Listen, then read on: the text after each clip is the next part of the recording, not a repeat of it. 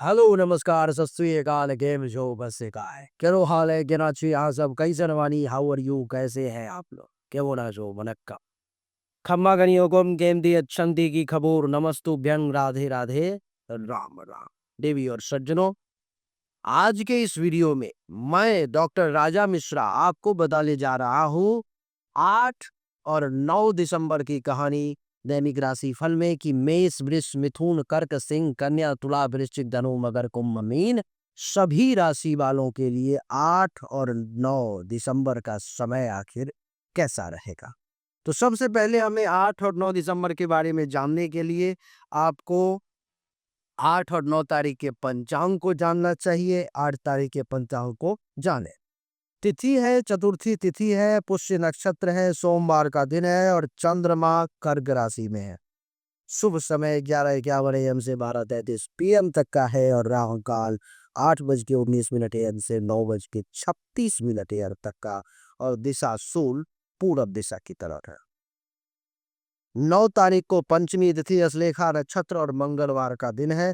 चंद्रमा जो है सो कर्क राशि में है और शुभ समय 11:52 AM से 12:33 PM तक और राहु काल 2:48 PM से 4:06 PM तक और दिशा शूल उत्तर दिशा की तरफ है।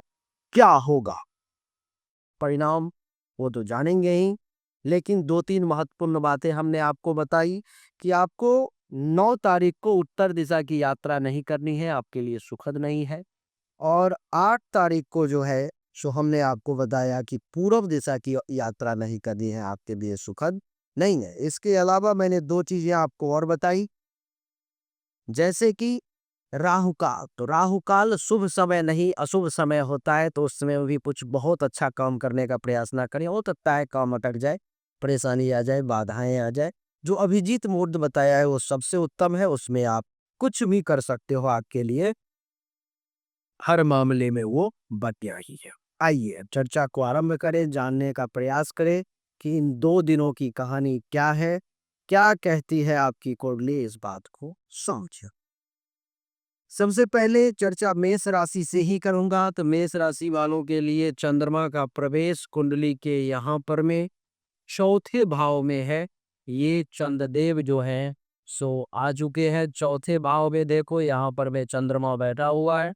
चंद्रमा के चौथे भाव में बैठने के कारण मेष राशि वाले जातक को घर परिवार में शांति और सुकून का समय ही रहेगा, ऐसा मैं देख पा रहा हूँ। माता का सहयोग और प्रेम भी आपको भरपूर मिलने वाला है। वाहन और संपत्ति संबंधों कुछ सुख आपको विशेष तौर पर प्राप्त होने वाले हैं मेष राशि वाले। मेष के बाद बात करूंगा वृषभ राशि। वृषभ राशि वालों के लिए चंद्रमा जो है जो कुंडली के तीसरे भाव में यहाँ पर में आ गए और यहाँ पर मैं लिख भी देता हूँ वृषभ।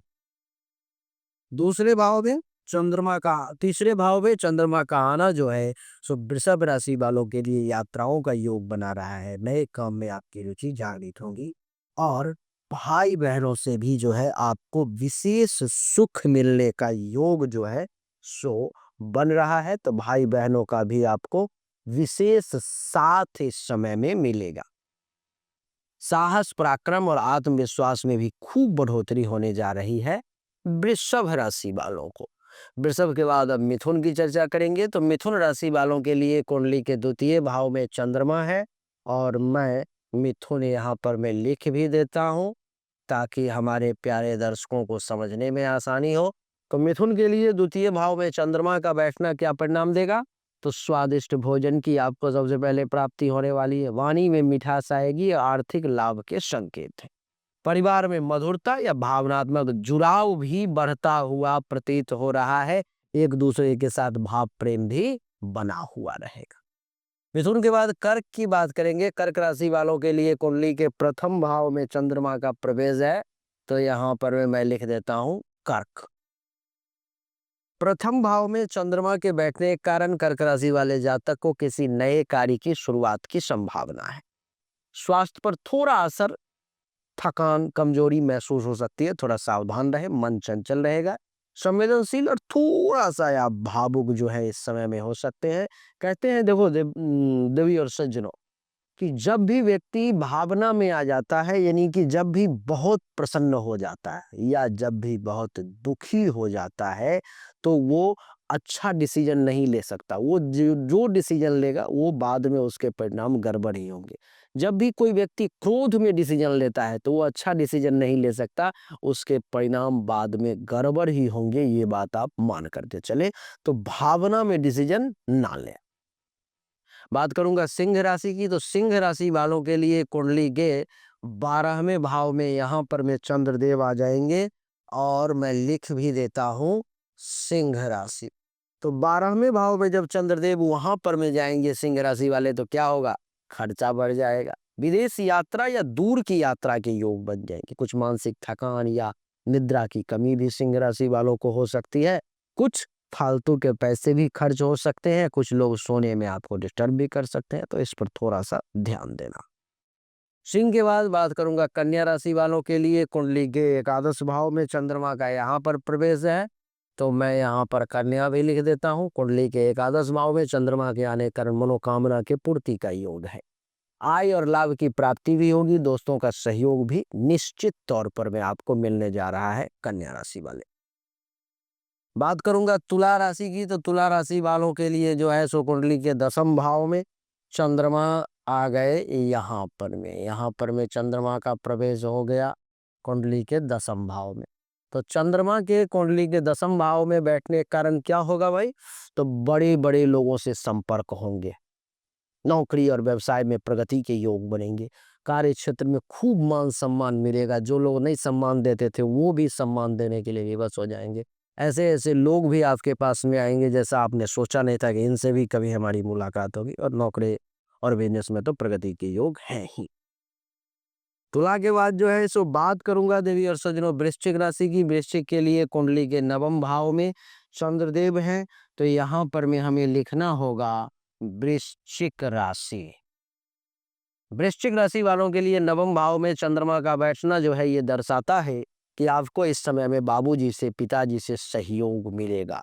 धार्मिक यात्रा या पुण्य कार्य का अवसर भी आपको प्राप्त होगा, और भाग्य भरोसे भी कुछ ऐसे काम जो अटके हुए थे इस समय में पूर्ण हो जाएंगे। वृश्चिक के बाद बात करूंगा धनु राशि की। धनु राशि वालों के लिए कुंडली के 8वें भाव में ये देखो चंद्रदेव आ गए। 8वें भाव में जब चंद्रदेव आ गए तो अनावश्यक खर्च, अचानक का खर्चा, परेशानी कुछ देखने को मिल सकता है। रहस्यमयी बातों या गुप्त विषयों में आपकी रुचि जागृत हो सकती है। मानसिक अशांति या चिंता आपको परेशान कर सकता है, तो उसमें थोड़ा सा आपको ध्यान जो है सो देना पड़ेगा। धनु के बाद मकर राशि वालों के लिए चंद्रमा 7वें भाव में यहाँ पर में आ जाएंगे। तो यहाँ पर में किसके लिए आएंगे? मकर राशि वालों के लिए। तो मकर राशि वालों को क्या मिलेगा? तो दूसरों पर इस समय में आपको ये चंद्रमा निर्भरता बढ़ा देगा। व्यापार और साझेदारी में इसे लाभ मिलेंगे। दाम्पत्य जीवन में सामंजस्य के भी अच्छे योग मकर राशि वालों के लिए बना रहा है। बात करूंगा कुंभ राशि की, तो कुंभ राशि वालों के लिए कुंडली के 6ठे भाव में यहाँ पर में चंद्रदेव आ जाएंगे। तो कुंडली के 6ठे भाव में यहाँ पर चंद्रदेव का आना क्या दर्शाता है? तो आपको कर्ज और मुकदमों से जुड़ा हुआ कुछ तनाव सामने आ सकता है। विरोधियों से सावधानी रखनी होगी। स्वास्थ्य में थोड़ी सी परेशानी आ सकती है, पेट से संबंधित, खास करके थोड़ा ध्यान रखें अपने स्वास्थ्य का। कुंभ के बाद मीन की बात करूंगा। मीन के लिए कुंडली के 5वें भाव में चंद्रमा का प्रवेश है। 5वें भाव में यहाँ बैठा हुआ चंद्रमा मीन राशि वालों को प्रेम संबंधों में प्रगाढ़ता देगा, पढ़ाई लिखाई में एकाग्रता देगा। संतान से संबंधित प्रसन्नता आपको मिलने के योग भी जो है सो मैं देख पा रहा हूँ। तो कुछ इस प्रकार से जो है राशिफल मैंने आपको बताने का प्रयास किया कि आपके लिए कैसा रहने वाला है समय 8 और 9 तारीख का, यानी कि 8 और 9 दिसंबर का, ये मैंने बताने की कोशिश की। उम्मीद करता हूँ आपको समझ में आ गया होगा, अच्छा लगा होगा। अगर आपको समझ में आया, अच्छा लगा, तो इस वीडियो को लाइक करें, शेयर करें, चैनल को सब्सक्राइब करके इसके बेल आइकन के बटन दबाएं। राधे राधे, राम राम।